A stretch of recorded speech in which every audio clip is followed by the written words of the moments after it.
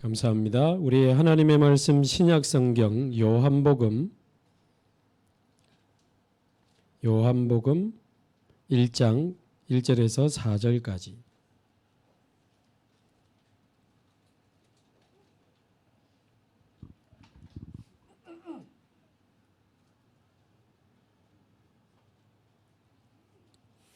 요한복음 1장 1절에서 4절까지 우리 함께 봉독하겠습니다. 태초에 말씀이 계시니라. 이 말씀이 하나님과 함께 계셨으니 이 말씀은 곧 하나님이시니라. 그가 태초에 하나님과 함께 계셨고 만물이 그로 말미암아 지은 바 되었으니 지은 것이 하나도 그가 없이는 된 것이 없느니라. 그 안에 생명이 있었으니 이 생명은 사람들의 빛이라. 아멘. 우리 지난주 수요 예배 때는 개인을 변화시키는 전도운동 이런 말씀을 붙잡았는데요. 오늘은 조금 더 치유 쪽으로 우리가 들어가서 개인을 치유하면서 하나님이 하시는 전도운동의 역사를 우리가 봐야 되겠습니다. 개인을 치유하는 전도운동. 이번 주 현장에서 만난 우리 같이 전도운동하는 그 젊은 청년 집사님의 포럼을 들었는데요. 이분이 이제 군대 가서 복음을 가지고 있으니까 하나님 이 군대 복음이 증거되게 하옵소서 기도를 했는데 본인이 군종병이 되고 이제 군 생활을 다 하는 동안에 하나님 진짜 제자 한 사람만 찾게 하옵소서 기도했는데 특별한 제자를 찾지 못하고 제대를 했대요. 근데 이제 군 생활하는 동안에 같이 교회에서 이제 봉사하는 군종병으로 이렇게 신앙생활한 분이 있었대요. 그래 같이 교회 일도 하고 뭐 여러 가지 했는데 뭐 일반 그 교회 감리교회 쪽인가 이렇게 다니다가 온 분인데 그냥 같이 교회 봉사하고 그냥 이렇게 했지만 뭔가 이 복음의 깊은 어떤 대화를 나누거나 그러지는 못하고 어쨌든 하나님 제자 한 사람 찾게 하옵소서 했는데 결국 제자를 못 찾고 이제 제대를 한 겁니다. 왜 하나님 내 기도 응답을 안 했을까? 이제 그런 생각을 하고 한 1, 2년이 지났는데 같이 군종병했던 그 청년이 연락이 온 겁니다. 그분이 이제 간호사인데 남자 간호사예요. 근데 전국에 병원 원서를 다 넣었는데 다 떨어지고 부산만 딱 됐다는 거예요. 원래 부산 사람이 아닌데. 그래서 이제 우리 이 청년 집사님한테 전화가 온 거예요. 부산에 있으니까. 만나보니까 그동안에 어마어마한 일이 있었던 거예요. 자세한 내용까지는 저도 못 들었습니다만은 어떻게 된 일인지 결국 아버지가 스스로 목숨을 끊으신 거예요. 이 청년의 간호사 청년의 아버지가. 거기 또 충격을 받아서 자기 형이 막 죽으려고 몸부림치던 결국 형도 스스로 목숨을 끊어서 죽은 거예요. 얼마나 놀랬겠습니까? 얼마나 이 충격이 되고 상처가 되겠죠. 본인도 지금 그래야 정신 문제가 온 겁니다. 본인도 막 죽고 싶은 마음이 올라오니까 살려고 정신과 가서 이제 약을 받아가지고 먹는데 오늘 새벽에도 말씀드렸습니다만 하루에 45알을 먹었대요. 정신과 약을. 졸피뎀 이런 걸 포함해서. 그러니까 그게 뭐 아침, 점심, 밤으로 그냥 막 약을 때리 부은 거지. 그런 중에 이제 부산에 아주 좋은 대학병원에 취직이 돼서 했는데 얼마 안 가서 또 나와버린 거예요. 안 되는 거지. 그런 중에 이제 다시 연락이 와서 만나가지고는 우리 청년이 복음을 전한 겁니다. 근데 이 복음이 시간표지. 이 친구가 우리가 같이 군대에서 군종병 했지만 그리스도를 몰랐지 않냐. 이분이 그리스도에 대한 정확한 복음을 듣고 예수님 구주를 영접하고 이제 우리 그 지역에 사역하는 목사님하고도 연결되면서 말하자면 이제 중요한 집중이 시작된 거예요. 다락방을 하면서 복음으로 자기 가정과 자기 인생에 대한 이 재해석이 일어나면서 그래서 하나님이 그리스도를 보내신, 그래서 우리가 집중해야 되는구나. 그리고는 지금 한 2, 3년이 지난 겁니다. 저도 이제 그분을 알거든요. 매일 말씀 들으면서 은혜 받고 집중하면서 힘을 얻고 이 복음과 말씀에 집중하면서 얼마나 하나님 은혜를 주는지 우리 그 전도한 그 집사님 봐도 저렇게 빨리 좋아지고 이렇게 사명자로 일어나는 거 보니까 너무 신기하고 감사하대요. 하나님이 하시는 거지. 영적으로 살아나니까 이 간호사로 이제 어느 병원에 근무하는데 막 병원에서 너무 좋아하는 거예요. 모든 사람이 좋아해요. 의사도 좋아하고 동료들도 좋아하고. 뭐 의사 중에 연봉도 이 월급도 제일 많이 받는다더라고. 어차피 간호사 중에. 그런 중에 그 병원에 있는 원장이 너무 괜찮거든, 이 간호사가. 같은 의료재단에 이제 다른 병원으로 가는데 내 따라가자 이렇게 된 겁니다. 말하자면 스카웃을 해가지고 데려가려고. 내가 그거 가면 월급 훨씬 더 많이 줄게. 근데 자기는 안 간다. 왜? 내가 월급 더 많이 줄 건데 왜 안 가냐니까 자기는 이 병원에 예배가 만들어지고 환자들에게 내가 만난 이 그리스도 복음이 증거되기를 자기는 기도하고 있기 때문에 너무 감사하지만 저는 여기 있겠다고. 그래. 그럼 내가 가는 병원에 그 예배하자. 거기서 전도해라. 그래가지고 그거 간 거요. 월급도 많이 받고 예배도 만들어지고 전도도 하고. 그러면서 이번에 지금 우리 세계 중독 예방 협회 그 중독 전문가 양성 과정 하는데 이번에 신청을 하더라고. 그래서 왜냐하면 자기도 그렇게 약에 취해서 무너져 있었던 사람이 살아나니까 다른 사람을 살리고 싶은 거죠. 그래서 참 감사하다. 그 한 사람이 살아나고 치유되니까 전도 운동이 일어나잖아요. 그래서 우리가 현장에서 쭉 기도하다가 여러분 낙심하지 마시고 우리 상태가 준비되는 만큼 영적 상태, 영적 그릇 준비되는 만큼 하나님은 예비된 자를 붙입니다. 전혀 낙심하지 말고 계속 집중하고 훈련받으면서 기도하는 중에 하나님이 예비된 사람이 탁 연결되면 정확한 복음을 전달해야 되지만 예수 믿기 전에 그 사람 속에 만들어지고 심어지고 뿌리 내린 뭐 이게 있단 말이에요. 예수 믿기 전에 사단이 심어놓은 망대와 각인, 뿌리, 체질이 가득 있기 때문에 그 부분을 살리고 치유하는 동안에 어느 날 그 사람이 딱 살아나고 치유되면 그 사람 주위에 굉장한 전도문 열립니다. 굉장한 전도문. 이 부분이 중요합니다. 그래서 어떻게 하면 한 사람을 우리가 바르게 물론 살리시는 분은 하나님이시고 치유하시는 분은 하나님이시죠. 그걸 전제로 우리가 어떻게 한 사람을 바르게 살리고 도울 수 있을까? 이제 세 가지 답을 붙잡아야 되겠습니다. 오늘 새벽에도 말씀드렸습니다만은 치유는 무슨 사명이다? 새벽기도 아닌가요? 진짜. 치유는 무슨 사명이다? 특별 사명이 아니고 기본 사명이다. 기본 사명이다. 왜? 너무 영육간에 병든 사람이 너무 많아. 특별한 사람이 일어나서 특별하게 해야 될 게 아니고 우리가 복음 전할라 치면 너무 영육간에 병든 사람이 너무 많아. 그래서 모든 사람이 일어나서 치유는 기본 사명이다. 나만의 치유에 대한 답을 딱 찾아내가지고 모든 성도들이 복음 전하면서 사람을 치유할 수 있어야 된단 말이에요. 치유에 대한 나의 답을 찾아야 된다. 그게 오늘 새벽 기도잖아요. 나의 답이 뭔가라고 했을 때 첫 번째는 아니 암 걸린 사람 계속 진통제만 주고 보내면 그게 얼마나 악한 치료 행위입니까? 암이 걸릴 수밖에 없는 그 근원을 치유해 주는 것이 중요하죠. 그래서 암덩어리를 잘라내도 다시 재발하지 않도록 근원을 살리고 근원을 치유하는 치유가 가장 중요합니다.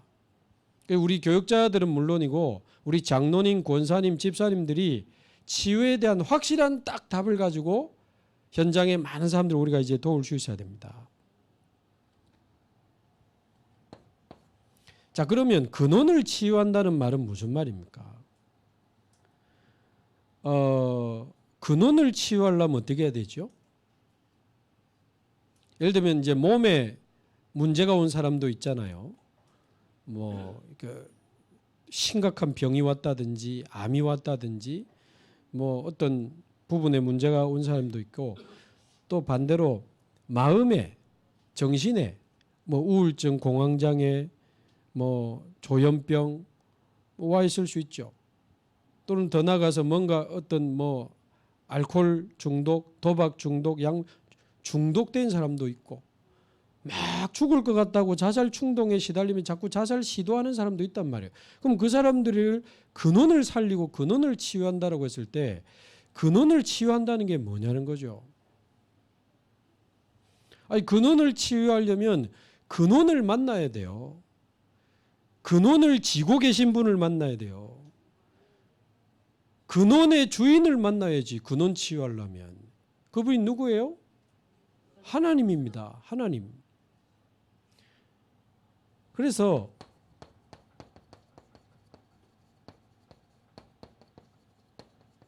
쉽게 말하면 하나님을 만나는 것이 근원 치유입니다. 창세기는 물론이고 오늘 읽은 요한복음 1장을 봐도 모든 우주와 만물과 세계가 있기 전에 하나님이 존재하셨단 말이에요. 그 세계 속에 존재하는 모든 뭐 공기, 물, 음식, 그걸 먹으면서 생명을 유지하는 식물, 동물, 사람, 이 모든 것이 하나님에게로부터 나왔잖아요. 말하자면 하나님은 만물의 창조자요 생명의 근원이시기 때문에 하나님을 만나는 것이 근원 치유의 시작입니다. 오늘 요한복음 1장 태초의 말씀이기, 이 태초가 언제입니까? 모든 것이 생기기 이전에 계시던 분이요. 저와 여러분이 이 땅에 존재하기 전에, 인류가 존재하기 전부터 계시던 분이 하나님이란 말이죠. 하나님이 세상을 만드시고 지구를 만드시고 모든 식물, 동물, 사람 다 만드시고, 쉽게 말하면 우리의 오장육부도 하나님이 만드시고 우리의 뇌도 하나님이 만드시고 거기를 돌고 있는 이 모든 우리 몸의 중추신경계도 하나님이 만들었기 때문에 하나님을 만나고 하나님 앞에서 하나님의 주권과 계획 속에서 하나씩 하나씩 풀어가야 돼. 그러니까 하나님을 만나야 돼요. 3절에 만물이 그로 말미암아 지은 바 되었으니 지은 것이 하나도 그가 없이는 된 것이 없느니라. 만물의 창조자요. 4절 그 안에 뭐가 있었어요? 생명이 있었으니. 모든 생명의 근원이 하나님이시거든요.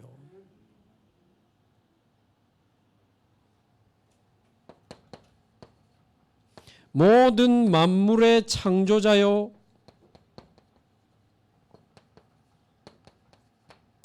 생명의 근원이신 하나님을 만나는 것이 근원 치유의 시작입니다.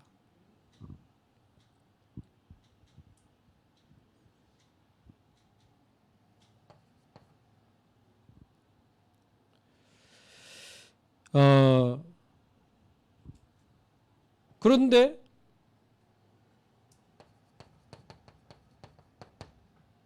우리는 하나님을 만날 수가 없는 거죠. 왜 그렇습니까?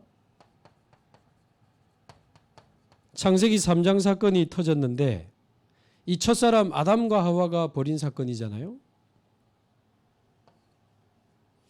그래서 창세기 3장을 우리가 자세히 보면 사단에게 속아서 죄를 짓고 하나님을 떠나는 장면이 나오는데 사실상 그때부터 인간은 영이 죽은 상태가 되고 사실상 그때 뇌도 고장났다고 봐야 돼요. 하나님 떠나면서부터 영이 죽어버리니까 이 뇌 시스템이 혼란이 와버린 겁니다. 전에도 벗고 있었는데 벗고 있는 상황을 두렵다고 느끼면서 하나님을 피해서 숨는 장면이 나오잖아요. 그 모든 두려움과 불안이 이 뇌에서 나오거든. 창세기 3장 때 영만 죽은 게 아니고 뇌가 고장이 난 거예요. 그러면서 마음과 생각에 두려움과 불안과 미움과 원망과 말하자면 이게 이제 두려움의 뇌가 그때 만들어졌다 그 말이에요. 그런데 5장 1절에 보면 다시 아담의 족보를 쭉 이렇게 설명하는데 보면 하나님이 아담을 하나님의 형상대로 창조하시되 이렇게 돼 있고는 그 다음에 셋을 통해서 쭉 가인 뭐 쭉 나오다가 5장 3절 이거 한번 볼까요? 전에 봤는데 한 번 더 봐야 돼요. 이거는 봐야 됩니다. 창세기 5장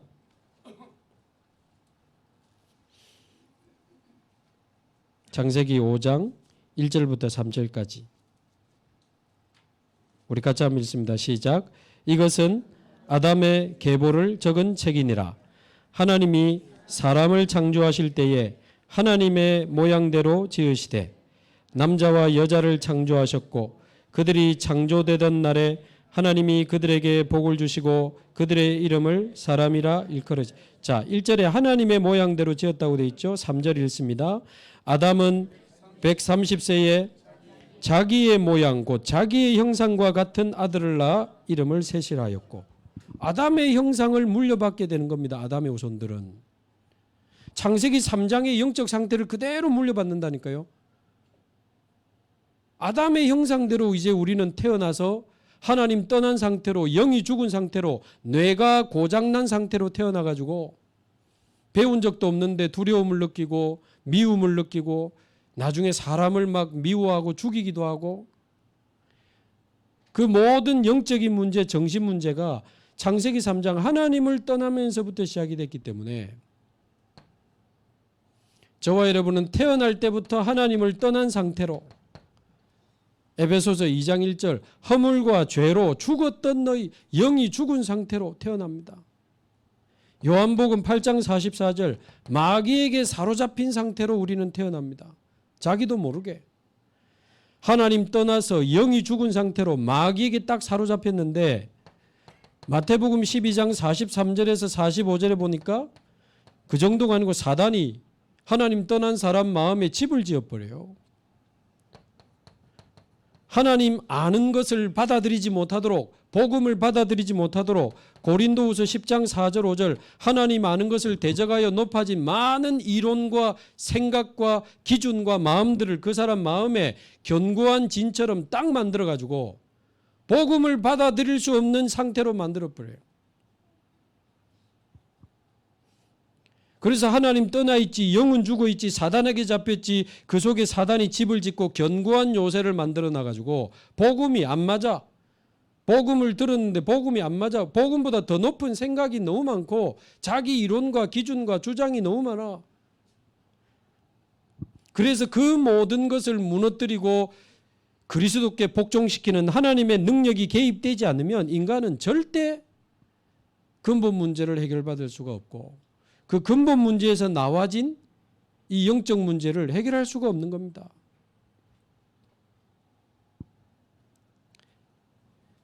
자살은 드러난 문제지, 자살할 수밖에 없는 상태가 이미 만들어진 거잖아요. 심지어 요즘 가족을 죽이는 사건 사고들도 있잖아요. 가족을 죽인다? 오늘도 뭐 자세히 말씀드린 그렇고, 가족을 죽인, 부모를 죽인 그런 상황에 있는 사람들에 대해서 이야기를 좀 나눴는데, 그게 가능합니까? 살인할 수밖에 없는 지금 그 정도까지 무너지고 뭐가 만들어진 겁니다.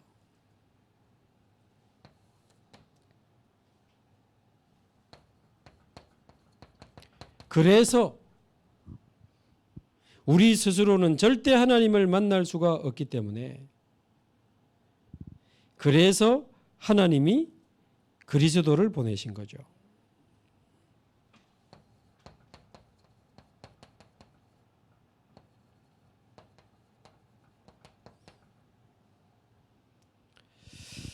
아까 우리 권사님도 기도했습니다마는 영세전 그리스도께서 오신 겁니다. 성육신 하셔서 우리 죄를 대신하여 십자가에 죽으신 거예요. 영원한 생명으로 부활하신 겁니다. 그래서 이 생명의 주로 부활하신 이 그리스도, 이 그리스도를 만나서, 이 그리스도를 통해서 우리가 하나님을 만나고 하나님의 자녀가 되면서 우리의 죽은 영이 살아나는 것이 근원치유입니다. 이 그리스도께서 요한복음 14장 6절에 보면 내가 곧 길이요 진리요 생명이다 그랬거든요. 우리의 죽은 영에 예수 생명이 임하고, 로마서 8장 2절 생명의 성령이 임하고, 창세기 1장 27절 그래서 하나님의 형상이 회복되고, 창세기 2장 7절 하나님의 생기, 창조의 생기가 다시 우리 속에 들어가면 우리의 영이 살아난다 그 말이죠. 그게 근원치유입니다. 그리스도로 말미암아 하나님을 만나고 예수 생명이 내 안에, 생명의 성령이 내 안에, 여호와의 형상이 우리에게 회복되고, 창세기 1장 27절, 창세기 2장 7절에 하나님이 그 코에 생기를 불어넣으니 사람이 생명이 되니라 그랬잖아요. 그 하나님의 생기, 그 여호와의 생기, 그 창조 때 불어넣으신 창조의 생기가 우리 속에 임해야 우리의 죽은 영이 살아나는 겁니다. 창조의 능력으로 우리의 죽은 영이 살아나는 거예요. 그야말로 재창조의 능력으로 우리의 죽은 영이 살아나는 거지. 누구든지 그리스도 안에 있으면 새로운 피조물이라. 이전 것은 지나갔으니 보라 새 것이 되었도다. 그래서 한마디로 근원치유의 열쇠는 모든 생명의 근원이신 하나님을 만나서 우리의 죽은 영이 생명을 얻는 것이 근원치유의 열쇠다. 우리가 모든 사람을 살릴 수 있습니까? 그 어떤 목회자가, 그 어떤 사역자가 모든 사람을 살릴 수 있고, 그거는 완전 인본주의입니다. 그런 환상도 가지지 마세요. 아이고 저분 만나면 다 살아나는가? 그렇지 않습니다. 하나님이 영생 주시기로 작정된 자가 있습니다. 사도행전 13장 48절 하나님이 영생 주시기로 작정된 자가 있어요. 그 사람이 만나지면 되는 거고, 그분에게 이 복음이 선포될 때 그 속에 이 그리스도가 믿어지는 은혜가 임하면 그 사람 사는 거예요. 아까 그 청년이 군대에서 기도했는데 잘 안 되다가 어느 날 완전히 예비된 사람이 예비된 시간표로 딱 만들어져 오잖아요.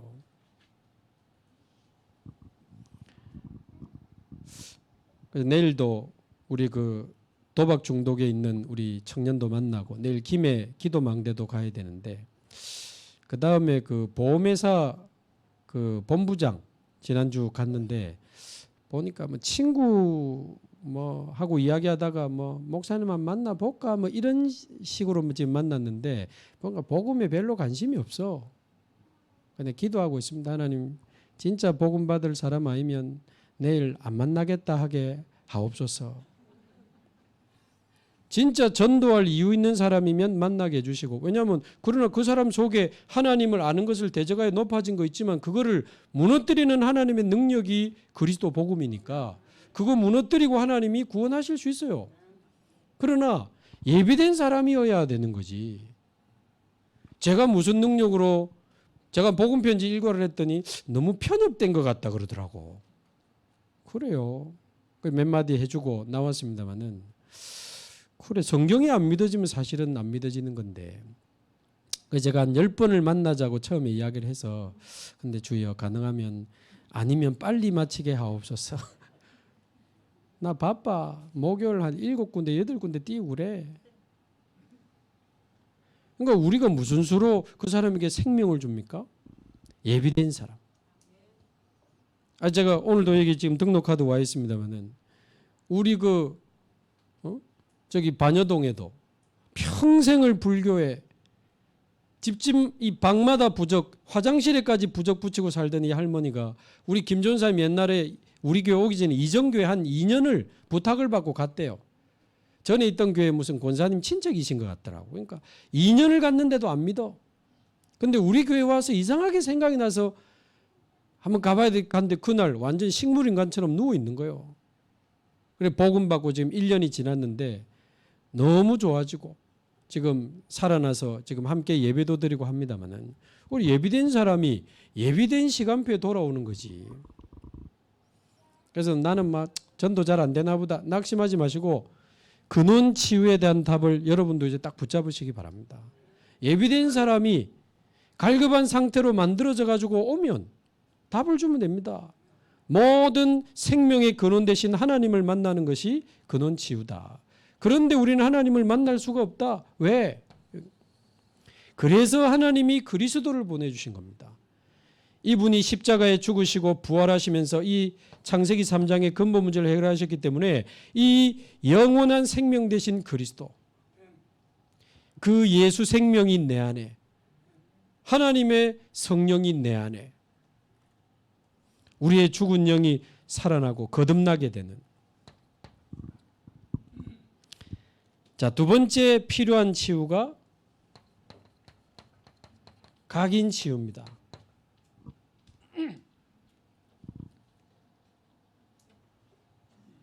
이 각인 치유라고 하는 것은 아까 말씀드린 것처럼 하나님 만나기 이전에 만들어진 거거든요.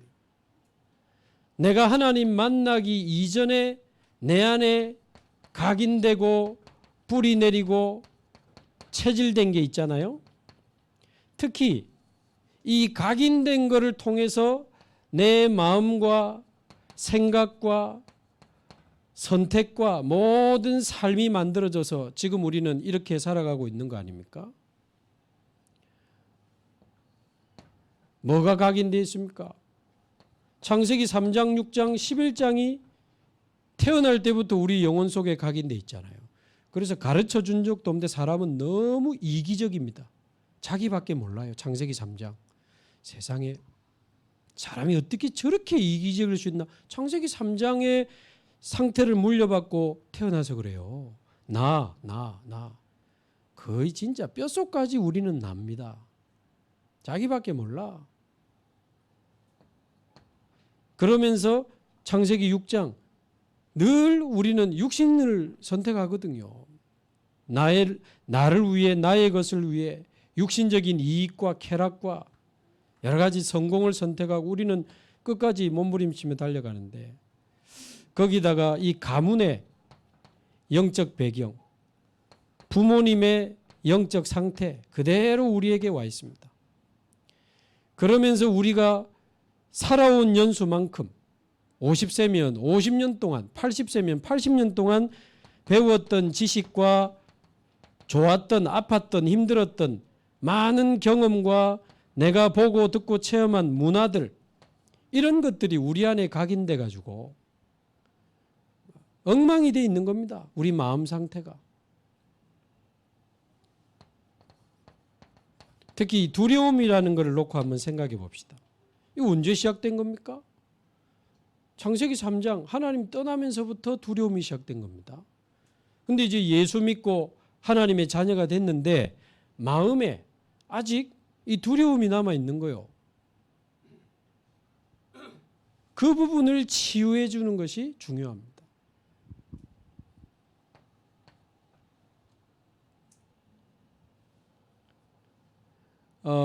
두려움에 대해서 답부터 내리면 두려움의 시작은 창세기 3장 하나님 떠나면서부터 우리 뇌가 두려움의 뇌로 이제 병들어 버렸단 말이죠. 결국 요한일서 4장 18절 이것도 한번 찾아봅시다. 잘 안 보시는 성구니까. 신약 성경 저 뒤에 계시록 앞에 있습니다. 요한일서 4장 18절.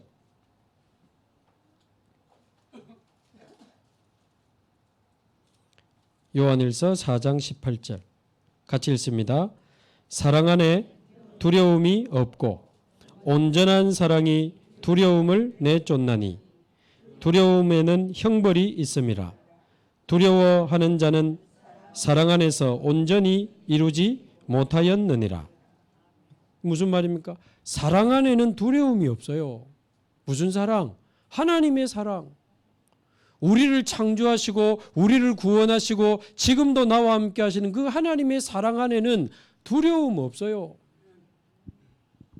그래서 온전한 사랑이 내 안에 있는 두려움을 내어 쫓나니 그랬습니다. 온전한 사랑이 우리 안에 와서 온전해지면 우리 안에 두려움이 쫓겨나갑니다. 근데 이 사랑을 받지 못하고 두려움에 잡혀 있는 사람은 두려우면 형벌이 따르면 고통이 와요. 불안하고 두려우니까 너무 힘들지. 옆에 있는 사람도 힘들지. 자녀도 힘들지. 일도 못하지. 가정도 안 되지. 너무 힘들어. 끝에 뭐라고 되어 있습니까? 두려워하는 자 혹시 있습니까? 두려워하는 자는 사랑 안에서 온전히 이루지 못하였느니라. 내 안에 사랑이 온전히 이루어지지 못했다 그 말이에요. 완전한 사랑이 왔는데 그게 내 안에서 온전히 이루어지지 못한 거요. 완전한 사랑, 영원한 사랑이 왔는데 내 안에 그게 온전해지지 못해서 두려움이 남아있는 겁니다. 그럼 답은 나온 거예요. 나를 향한 하나님의 사랑이 얼마나 완전하고 영원한지가 믿어지는 날 끝납니다. 그게 믿어지면 끝나요. 이상한 방법 찾아 사람 찾아 돌아다니지 말고 하나님의 사랑이 믿어져야 돼요. 저는 창조를 공부하면서요. 창조도 사랑이었다고 저는 확인이 됐거든요. 막 무서운 하나님, 벌 주시는 하나님 이래버리면 예수 믿고도 벌벌벌 떨어요. 겁이 나서 신앙생활해. 벌 받을까 봐 봉사하고 헌신해. 그게 무슨 신앙생활입니까? 여러분 완전하고 영원한 사랑 안에 거하기를 바랍니다. 창조가 사랑의 창조라고 저는 깨달아졌거든요. 모든 만물 가운데 사람에게만 하나님 형상 주셨잖아. 얼마나 특별한, 왜 그랬을까요? 우리를 그만큼 사랑하셨기 때문이고 우리와 교제하시기 위하여 하나님 형상을 사람에게만 주신 겁니다. 본능에 따라 사는 짐승처럼 안 만들고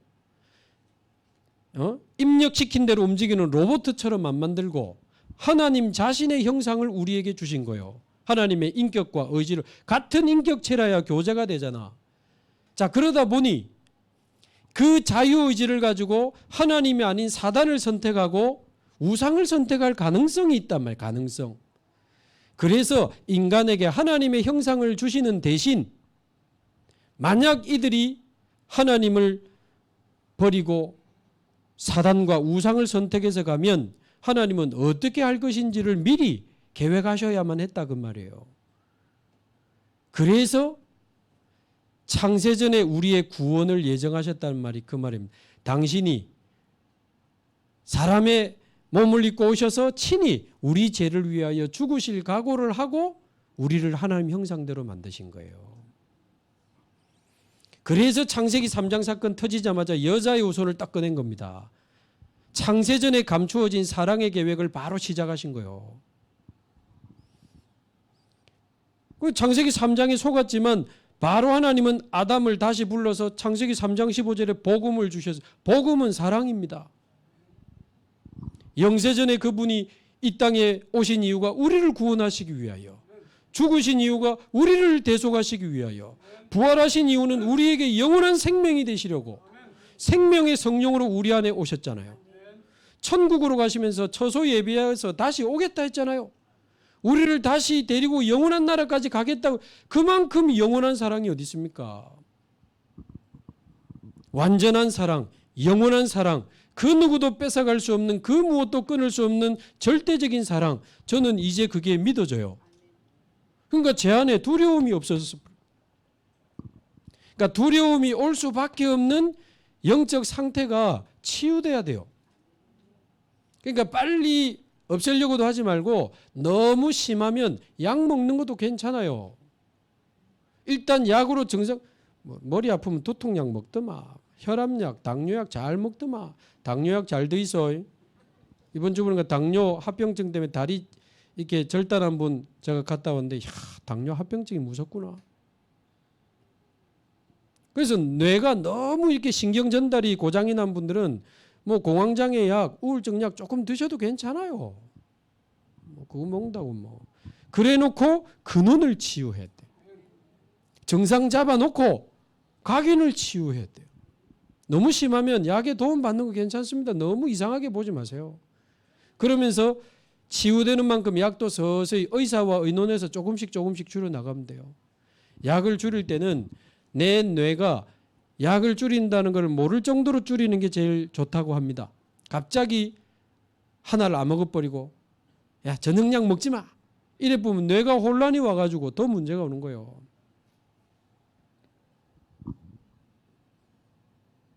그래서 하나님이 나와 함께 하시고 우리와 함께 하시고 이제 어떤 문제도 모든 것을 합력하여 선을 이루시는 그 하나님이 나를 사랑하신다는 그 사실이 믿어지면 이거 끝납니다. 그래서 날짜 정해놓고 막 조급하게 덤비지 말고 제대로 각인을 치유해야 돼요. 가장 정상적인 방법으로, 가장 성경적으로, 가장 복음 이상하게 하지 말고 막 내가 다 고쳐줄 것처럼 막 불러 그러지 말고 어떻게 말입니까? 예배를 통해 치유받는 게 제일 성경적이고 건강한 치유입니다. 여러분 진짜 예배에 성공하시기 바라고 진짜 예배에 제대로 집중하시기 바랍니다. 그냥 앉아있다 가지 마시고 대충 뭐 이래 하다 가지 마시고 진짜 저와 여러분이 예배에 성공하시기 바랍니다. 예배에 성공한다는 개념이 뭡니까? 요한복음 4장 24절 성령과 진리로 예배할지니라. 하나님 오늘도 예배 시간에 주의 성령으로 나를 사로잡아 주시고 하나님의 진리 그 그리스도의 비밀이 깨달아지게 하옵소서. 기도하면서 참여해서 찬양할 때는 마음껏 같이 찬양하시고 전심으로 하나님을 향하여 찬양하고 기도할 때는 마음을 모아서 그 대표 기도하는 분과 같이 마음을 담아서 기도하고 아멘으로 그 기도에 동참하고 말씀 들을 때는 목사님의 말이 아니고 저 목사님과 우리가 예배하는 이 시간에 하나님이 어떤 말씀을 주시는가 말씀에 집중하고 그 말씀 속에 하나님의 언약 딱 찾아내가지고 본격적으로 기도하고 여러분 예배 한 번만 성공해도 인생 바뀌는 사람이 있습니다. 한 번의 예배를 통해서 인생 바뀐 사람 많습니다. 몇백 번, 몇천 번을 들으면서도 안 바뀌는 사람도 있지만 예배 한 번 통해서 인생 바뀐 사람, 영적으로 뒤집어진 사람 많아요. 자기도 모르게 눈물이 난다잖아요. 찬송 부르는데 말씀 듣는데 그날로 인생이 바뀌어요. 예배. 어떻게 각인을 바꿀 수 있습니까? 예배 성공을 통해서. 두 번째, 이 살아있는 하나님의 말씀, 이 살아있는 하나님의 말씀이 우리 영혼 속에 임할 때 눈에 안 보이는 각인이 계속 무너지는 겁니다. 오랫동안 뿌리 내린 상처와 이 잘못된 체질들이 눈에 안 보이게 계속 무너지는 거예요. 말씀 집중. 믿음은 들음에서 나며 여러분 복음의 말씀을 계속 들으시기 바랍니다. 들을 때마다 나도 모르게 흑암이 무너지고 불신앙이 무너지고 각인들이 치유되는 겁니다. 어제 밤에도 밤 9시에 일 마치고 오는 집사님 줌 다락방 하기로 했는데 일이 늦게 마쳐져 차 안에서 접속했어. 줌으로. 네 분이 막 바쁘게 차 가지고 막 배달하고 이런 거 하지만 어떨 때는 이 주일 말씀을 하루 3번 듣는데요. 계속 말씀 듣는데 그 아이들이 이번에 WRC 갔다 와가지고 너무 이게 밝아지고 좋아진 거 보니까 애들이 막 잘 싸우지도 안 하고 막 방 청소하고 막 초등학생들이 공부하고 막 그런대요. 니 왜 그러나 물어봤대요. 그러니까 나는 하나님 자녀니까 공부도 300%, 방 청소도 300%. 뭐 그러더래요. 초등학교 4학년짜리가. 이 아버지가 등에 소름이 돋더래요. 야, 진짜 아이들이 하나님의 역사하시면 저래 되는구나. 근데 본인이 그 피곤한 중에도 막 땀 닦아가면서 접속해가지고 말씀 들으려고. 들어야 됩니다. 자꾸 들어야 돼요. 복음의 말씀을 자꾸 들어야 됩니다. 드라마는 보면서 2시간짜리 아이고 시간이 와 빨리 가노 하면서 영화 뭐 금방 노는 데는 시간 엄청 시간이 와 이리 짧어 오늘 어디 놀러 가서는 막 말씀 그 한 3, 40분 듣는 것도 길다 하면 안 되지. 그 복음 들을 때만 우리의 영이 사는 복음 들어야 되고요. 반드시 여러분 하나님 말씀을 직접 성경을 찾아서 확인해 보세요. 저는 이번 주 지금 바리새인 연구하고 있거든요. 성경 가지고. 거기에 대한 책도 보고 성경도 보고 계속 찾아보고 있습니다. 바리새인. 마태복음 16장에 보면 예수님이 너희들이 서기관과 사두개인과 바리새인의 누룩을 주의하라 그랬잖아요. 누룩 그 빵 부풀리는 거 있잖아요. 반죽 부풀리는 거.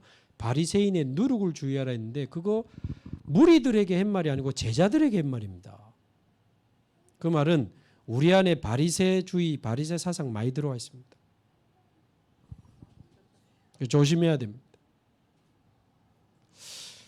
그러니까 이번 주 율법과 이런 바리새인 이야기를 지금 시작했는데 그 말씀을 제가 듣고 성경을 찾아보는데 예수님이 바리새인 보고 한 말 중에 너희가 성경에서 영생을 얻는 줄로 알고 성경을 연구하거니와 바리새인 성경 연구 많이 합니다. 그러나 내게로 오지 아니하는도다 그랬어요. 영생을 얻고자 하면서 내게로 말하자면 성경 철저히 연구하는데 그리스도만 못 알아들어. 많아요. 주일 성수 확실히 하고 성경 늘 읽고 연구하고 정식이도 칼같이 지키고 11조 확실합니다. 콩까지 세가면서 11조 한 사람들이 바리새인들이. 그러나 그 행위 자체로 자기의 의를 삼으려고 했던 사람들이거든. 하나님의 의가 필요 없지. 우리 교회 안에도 내가 주일 예배 나는 안 빠진다. 난 늘 성경 보고 기도하고 그 자체로 내가 만족하고 사람들에게 인정받고 싶어 한다면 그 바리새주의요. 바리새 누룩이 들어와 버린 거야. 여러분 사도행전 11장 나오잖아요. 베드로하고 뭐라고 그러죠? 다시 할례 지켜야 된다 해서 그러잖아요. 그거 바리새인의 누룩 딱 들어가 버린 겁니다.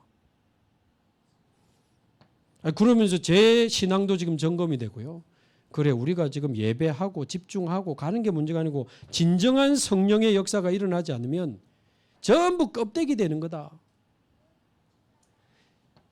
나는 주일 안 빠지고 새벽기도 안 빠지고 나는 공예배 다 지키고 나는 헌금 철저히 하고 그거 바리새인하고 비슷한 거요. 내 안에 그리스도의 생명이 그 생명의 감격이 넘치지 않는다면 예배 때마다 하나님 은혜에 감격하고 그 말씀으로 기뻐하고 그 기도의 깊은 기도 속에서 하나님을 만나고 하나님의 새 은혜를 경험하고 있지 못하다면 우리는 바리새인 같은 신앙생활을 하고 있는지도 몰라요. 깊은 기도. 자, 그 이전에 이 말씀 집중이 어떻게 각인을 치유합니까? 저는 제일 중요한 게 말씀을 듣고 확인하지만 묵상이라고 생각합니다. 묵상. 여러분 말씀 듣고 성경 찾아보고 깊이 한번 묵상해 보세요. 치유됩니다.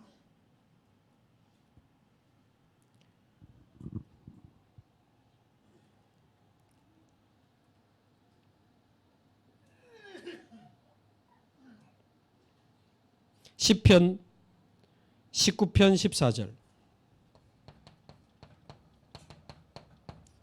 나의 반석이신 여호와 하나님이여 내 입술의 모든 말과 내 마음의 묵상이 주께 연락되기를 원하나이다. 내 입술의 말과 무슨 말을 말합니까? 신앙 고백. 내 마음의 묵상이 하나님의 말씀을 듣고 확인하면서 그 말씀을 묵상하면서 드리는 그 우리의 신앙 고백이 주님께 연락이 되면 보호자의 은혜로 우리의 각인이 치유되는 겁니다. 그리고 전에 우리 말씀했지만 우리 시애틀의 그 장로님은 메시지를 한 편을 가지고 5시간을 최근에도 계속하고 계신 녹취하신 문서선교부에서 녹취본 만들어주니까 편하죠. 대충 듣는 거예요. 이분은요 멈춰놓고 또 기로 가고 또 듣고 또 기로 가고 설교 하나 가지고 5시간을 녹취를 하신다. 그거 하다가 그렇게 많이 듣는 창세기 3장 자기 안에 발견되더래요. 내 안에 이게 있구나. 그렇게 많이 들은 십자가 펑펑 울었대요. 그만큼 우리가 말씀을 대충 듣는 겁니다. 첫 번째는 성경이지만 두 번째 주일날 주시는 이런 말씀들을 정 집중이 안 되면 녹취하는 것도 괜찮습니다. 그러면서 깊은 기도는 뭡니까? 많은 이야기 할 수 있겠지만 시편 62편에 있는 것처럼 나의 영혼아, 이 다윗이 자기 영혼에게 한 말이에요. 나의 영혼아 잠잠히 하나님만 바라라. 자기 영혼에게 선포한 말이에요. 내 안에 있는 내 영혼아 잠잠히, 그 무슨 말이에요?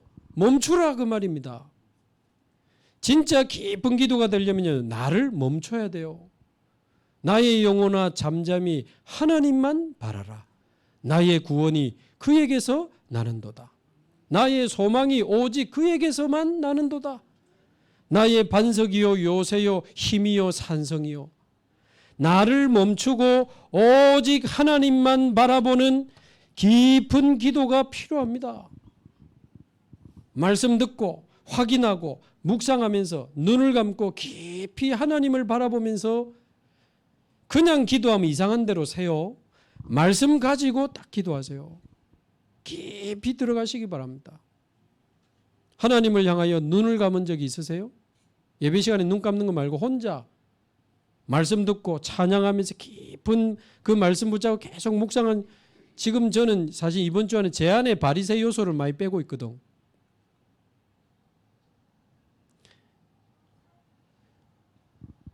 여러분 이거 하는 동안에 하나님의 완전한 사랑이 믿어지고 영원한 사랑이 믿어지고 절대적인 사랑이 저는 믿어지더라고요. 이거 지금 몇십 년 하면서 왔는데 저 염려 많은 사람이고 걱정 많은 사람이고 늘 불안해하던 사람인데 언제 그게 사라졌는지 모르겠어요. 온전한 사랑이 두려움을 내어 쫓나니. 예배, 말씀, 기도를 통해서. 그러면서 중요한 세 번째는 이거를 거의 이제 문제는 날마다 24 해야 되는데 이게 잘 안 되는 거예요. 하다가 안 돼. 좀 하는가 싶더니 안 해. 조금 괜찮아지는가 싶더니 또 무너져. 왜 그렇습니까? 그만큼 이 오래된 뿌리와 체질 때문에 그런 거 아닙니까? 그래서 날마다 24 해줄 수 있어야 되는 겁니다. 요거를. 근데 혼자 또 잘 못해. 그러니까 팀이 필요한 거고. 24 해줘야 되는데 아이고 그럼 어찌해야 되나? 미션 오면서 같이 살아야 되나? 본인이 집중하지 않으면 안 되는 이유가 부딪히지 않으면 미션 홈에 묶어놔도 안 돼요. 본인이 진짜 집중하지 않으면 안 되는 이유가 부딪히면 미션 홈에 안 가도 24 할 수 있습니다. 절박한 상황이 아마 와야 되겠지. 하자고 한다고 되는 것도 아닙니다. 그건 해보면 알아요. 마음이 아파도 기다려야 됩니다. 10분의 1이 남아있을 때 그거라도 무너져야 이제 시작이 되는 거지. 왜 집중이 안 돼요? 아직 소망이 남아가지고. 아직 본인은 살 길이 보이고 재밌는 게 많아. 그럼 집중이 안 되지. 전에 어떤 분하고는 얼마나 상황이 절박했는지 8개월 동안 저하고 매일 했다니까요. 줌으로. 그분이 가능하더라고. 절박하니까. 지금 감옥을 가냐 마냐 하는 상황이 오니까. 근데 8개월 동안 매일 저하고 줌을 했는데 정말이면 하나님이 지금 아실까요? 단 한 번도 제가 힘들다라고 느낀 적이 없어요. 신기하죠. 지금 생각해도. 그걸 어찌 해주노? 그럼 제가 그것만 했냐? 그 기간에 뭐 줌으로 다락방 코로나 기간이니까 줌으로 뭐 다락방 뭐 한 2, 30개 하고 15개 나라 신학교 훈련도 하고 했는데 그게 왜 안 힘들었을까? 저는 그때 그 보면서 찾아낸 답이 내가 날마다 24 힘을 얻는 시스템이 있는 사람은 누군가 24 해주는 거 안 어려워요. 내가 늘 24 힘을 얻고 있기 때문에. 그때 코로나 때 제가 새벽기도 거리치료에서 하면서 밤에도 진짜 말씀 깊이 듣고 묵상하면서 막 그래 내일 이 말씀이구나, 내일 새벽에 이 말씀 전해야지 막 설레이는, 마치 내일 소풍 가는 애처럼 막 말씀 설레가지고 막 자고, 그 다음날 거의 한 1시간 반 전에 일나가지고 준비해서 새벽기도 하고 했는데 거의 한 3년을 요거. 그러면서 날마다 24 하는데 그분 만나는 게 어렵지 않은 거예요. 그날 은혜 받은 말씀 가지고 일단 대화 좀 하다가 말씀 적용시켜주고 복음 적용시켜주고, 아이고 또 적용은 어떻게 시켜주는, 내가 누리고 있으면 보입니다. 각인 치유.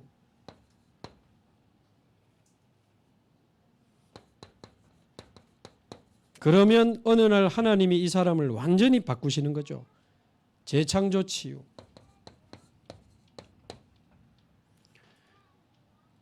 근원 치유의 열쇠가 생명이라면 각인 치유의 열쇠는 집중이죠.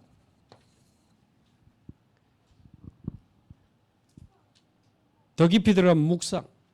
집중과 묵상을 통해서 각인이 바뀌고 정말 하나님의 사랑이, 나를 향한 그 하나님의 사랑이 얼마나 완전하고 영원하고 절대적인지가 믿어지면 나도 모르는 각인과 이 상처들이 무너지는 겁니다. 재창조 치유의 열쇠는 그러면 어느 날 하나님이 주시는 미션이 보이는 거죠. 완전 재창조됩니다. 고린도후서 5장 17절 그리스도 안에서 새로운 피조물이 됩니다. 완전 새 사람 됩니다. 영적 DNA가 바뀌는 거죠. 에스겔 37장 1절에 11절에 있는 것처럼 마른 뼈가 일어나서 군대가 됩니다. 재창조. 여기 읽어보면 재밌습니다. 죽은 지 오래된 마른 뼈가 나옵니다.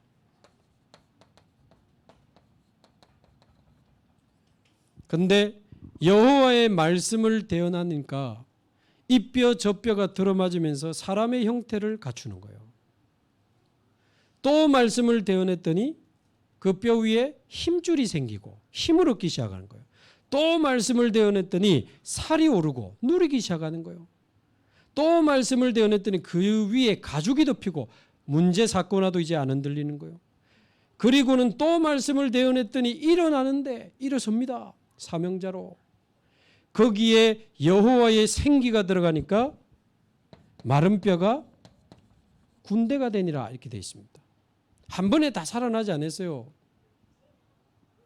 이 그리스도의 복음의 말씀이 계속 들어가는데 살아나고 힘을 얻고 누리기 시작하고 문제와도 안 흔들리기 시작하고 그러더니 군대로 일어나서 사람 살리는 인생으로 변화되는 겁니다. 저도 이 길을 걸어왔고요. 진짜 옛날에는 인간도 아니었었죠. 근데 인간 비슷하게 되더만 힘없고 누리고 지금 일어나서 여러분과 같이 세계복음 한다고 지금 막 바닥바닥 하고 있잖아. 저도 마른 뼈가 군대가 된 증인이라.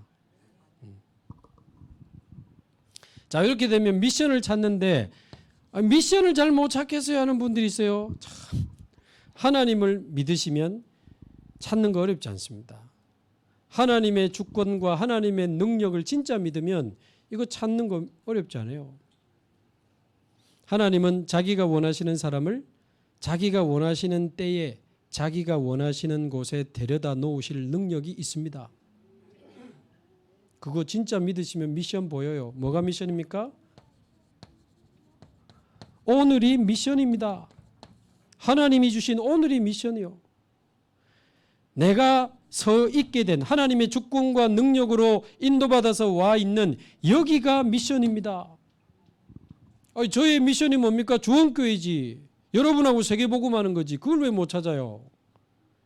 오늘이 미션이요. 여기가 미션이요. 내게 주어진 일이 미션입니다. 그 주어진 일이 보잘것없다 보니까 자꾸 별로 침을 안 흘리시는데 그게 미션입니다. 버려진 한 영혼, 낙심한 렘넌트 한 명. 그건 나 진짜 너무 감사하더라니까요. 제가 지금 도저히 나이도 많고 병들어서 올 수 없는 분들이라 등록받기 위해서 지금 등록 신방을 갔는데 그런 아무도 돌아보지 않는 관심 가지지 않는 그런 곳에 1년 넘어 우리 권사님들이 가고 계시는 거예요. 참 감사하지. 간다고 누가 차비를 주나? 알아주기를 하나? 박수를 쳐주나? 난 조금 감동받았어 이번 주. 우리 좋은교회 멋지다. 뭐 멋지고 화려하고 이런 사역 좋아하잖아요. 막 드러나면 사람들 박수 쳐주고 와 저분 대단한 이런 거 좋아하지. 근데 표시 안 나고 아무도 가지 않는 그 외로운 어르신들, 병자들 계속 가신. 그게 미션입니다. 요셉에게 노예가 평생 미션입니까? 아니지만 노예를 제대로 해버리는 겁니다. 감옥이 미션입니까? 감옥에서 제대로 해버린 겁니다. 하나님은 그 모든 것을 연결시켜서 평생 미션의 자리로 데려다 놓으셨잖아요. 뭐 주일학교를 맡았다. 주일학교를 살리는 겁니다. 중고등부를 살리는 거예요. 내가 이 지역을 맡았다. 그 지역을 살리는 겁니다. 뭐가 우리가 뭐 마음에 불편한지 모르겠지만 오늘 여기 내게 주어진 일과 하나님이 내게 주신 만남, 그 작은 만남이 미션입니다. 미션입니다. 제가 좋은 교회까지 온 것도 이러다가 여기까지 왔거든요. 그 뭐 들리는 말은 뭐 나중에 알고 보니 뭐 좋은 교회 올라한 교역자도 좀 있었더라고. 1년 반 전에 보니까. 근데 유 목사님이 저를 보내기로 결정을 했는데 나중에 들리는 이야기가 주원교회 실패하면 안 된다. 그래 탁 하더라고. 지금 완전히 지금 무너져 가는데 제가 이야기하기 좀 그런데 조금 영 별로인 사람 보내가지고 막 또 이러면 안 된다. 그래가지고 뭐 저를 보내기로 했다 하더라고. 좀 제 입으로 말하기 좀 쑥스럽지만. 근데 그럼 뭐 제가 뭐 잘났다 그 말이 아니고 제가 지금까지 여러분 유 목사님 나는 전 세계에 무슨 안테나 다 있는 것 같아. 다 압니다. 부교육자들 어디서 뭔 짓 하고 다니는지 보고가 많이 들어가는 것 같아. 사역도 안 하고 늘 놀러 다닌다 이런 거 다 알아요. 신기해 함식 보면. 그래도 제가 잘한 건 없지만 그 이전에 주어진 현장에서 주어진 일과 알코올 중독자, 정신문제 이런 사람들 붙잡고 잘 못 도와서 늘 죄송하지. 그러나 그게 나의 세계복음화라는 걸 저는 이제 발견이 됐기 때문에 오늘이 나의 세계복음화요, 여기가 나의 세계복음화요, 내게 주어진 작은 일이 나의 세계복음화요, 내게 붙여주신 한 영혼이 나의 세계복음화다. 이게 저는 그때 확신이 있었기 때문에 그거 하나하나 하다 보니까 본부 훈련 담당으로도 가고 어느 날 주원교회로 저는 파송을 받았지. 버리신 건지 파송인지 모르겠지만 저는 하나님이 보내셨다고 믿거든요. 그럼 제가 앞으로 어디로 갈 거냐? 저는 아무 생각 없어요. 그러나 요거 합니다. 주원교회하고 그냥 같이 올인하는 겁니다. 진짜 가는 데까지 가보는 거예요. 말씀 따라 하나님 하시는 대로. 어떻게 우리 주원교회 이렇게 방글라데시, 인도, 아프리카, 막 중국, 일본, 캄보디아, 재창조 미션 찾으면 됩니다. 자, 요 세 가지 저와 여러분이 치유에 대한 나의 답으로 딱 차려내시고 저와 여러분이 개인을 살리고 치유하는 일에 함께 동참하시기 바라고. 교육자들이 도와봐야 몇 명도 없겠어요. 다 일어나야 됩니다. 그래서 저와 여러분이 개인을 치유하는 전도운동의 주역으로 쓰임받기를 주님의 이름으로 축복합니다. 같이 한번 기도하겠습니다.